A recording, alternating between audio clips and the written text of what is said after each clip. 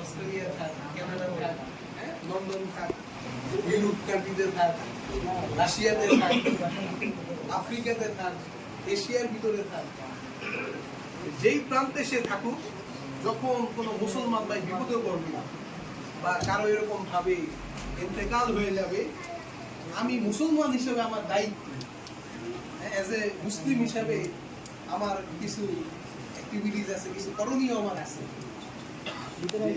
আমাদের এরকম ভাবে উস্তাদ বললেন, তার জন্য কি অন্তত হাত তুলে কি দোয়া করা, অন্তত তার জন্য কি হাত তুলে কি দোয়া করা।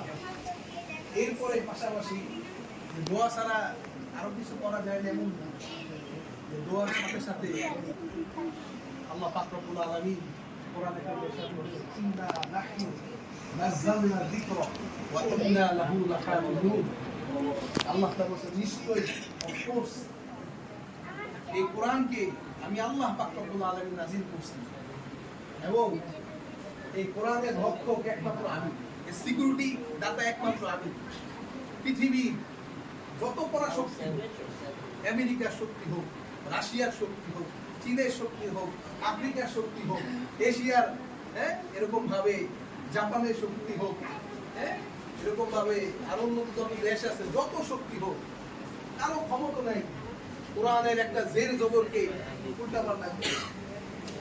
1450 বছর 15 বছর হয়ে গেছে যখন থেকে কোরআন নাযিল হয়েছে, কাফের মুশরিকরা এখন এরা কতটুকু শক্তিশালী, এর চেয়ে আরো বেশি শক্তিশালী ছিল আগে। এখন তো একজন একটা মারলে আরেকজন মারতে পারে, আগে কিন্তু এটা ছিল না। আগে একমুখী ছিল ক্ষমতা, একমুখী শক্তি ছিল। এত শক্তি দ্বারা আমরা জানি পারস্যের বাদশা এরকম ভাবে আব্রাহাম, সে গেছিল আল্লাহ তাআলার ঘরকে ভাঙার জন্য। আল্লাহ পাক রব্বুল আলামিন আবাবিল পাখিকে আল্লাহ পাক নাযিল করছেন। ওই আবাবিল পাখির ভিতরে এমন এক পাথর আল্লাহ তাআলা দিয়েছেন, চড়ুই পাখির মতো দেখতে।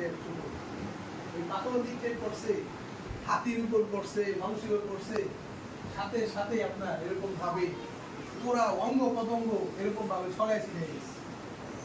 এরকম ভাবে আল্লাহ তাআলা